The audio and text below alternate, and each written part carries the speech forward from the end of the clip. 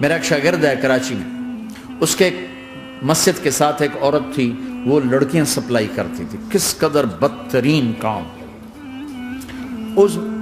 اس نے، میرے شاگرد نے اس عورت کے بیٹے سے دوستی لگائی اور اس کو میرے بیان کی کیسٹ دے دی۔ اس نے کہا یہ سن لینا۔ اس نے گھر میں جا کے لگا لی، اس کی ماں کام کرتے ہوئے چلتے پھرتے سن رہی، کانوں میں آواز پڑ رہی۔ تھوڑی دیر کے بعد وہ آ گئی، کہنے لگی مجھے بھی سنا، تو اس نے سنی، پھر کہنے لگی دوبارہ سنا، پھر دوبارہ سنی، پھر کہنے لگی ایک دفعہ اور سنا، پھر ایک دفعہ اور سنی۔ کہنے لگے یہ کون ہے؟ کہ پتہ نہیں کون ہے۔ کہ کس نے دی؟ کہ یہ مولوی صاحب جو مسجد کا اس نے دی۔ تو اس نے بیٹے کو لیا اور مسجد کے دروازے پر آ کے، لوگ تراویح پڑھ کے نکل رہے تھے، انہوں نے کہا میں یہاں کے امام سے ملنا چاہتی ہوں۔ تو آ گیا، امجد نام ہے اس کا۔ کہا مولوی صاحب یہ کیسٹ آپ نے دی ہے؟ کہا جی۔ یہ کون ہے؟ کہ میرا استاد ہے۔ کیا نام ہے؟ طارق جمیل۔ کہ اس نے کہا ہے کہ جتنے بھی گناہ کرو توبہ کرو تو قبول ہو جاتی ہے، تو میری توبہ قبول ہو سکتی ہے؟ تمہیں تو پتہ میں کیا کرتی ہوں۔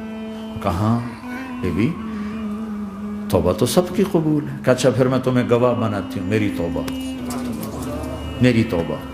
اور اگلے دن مسجد میں آنا شروع کر دی تراویح میں، اور دعا کرے یا اللہ اگر میری توبہ قبول ہے تو مجھے اٹھا لے، اگر میری توبہ قبول ہے تو مجھے اٹھا لے، اگر میری توبہ قبول ہے تو۔ زور زور سے دعا کرتی، عورتوں کے اس میں جدھر عورتیں نماز پڑھتی تھی۔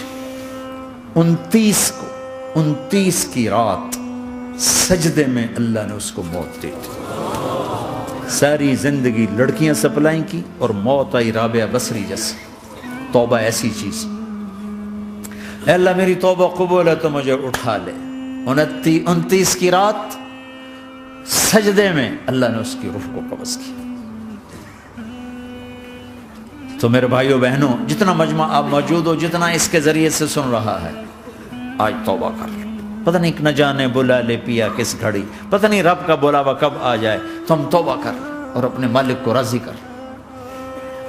تو نیت کرتے ہو میرے ساتھ؟ سارے کرتے ہو نا؟ تو کہو یا اللہ میری توبہ، پھر کہو یا اللہ میری توبہ، پھر کہو یا اللہ میری توبہ۔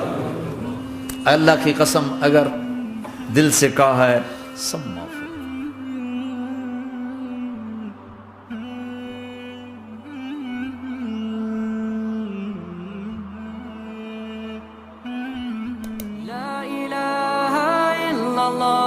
محمد رسول الله عليه صلاة الله وآله والأحبة لا إله إلا الله محمد رسول الله عليه صلاة الله وآله والآحبة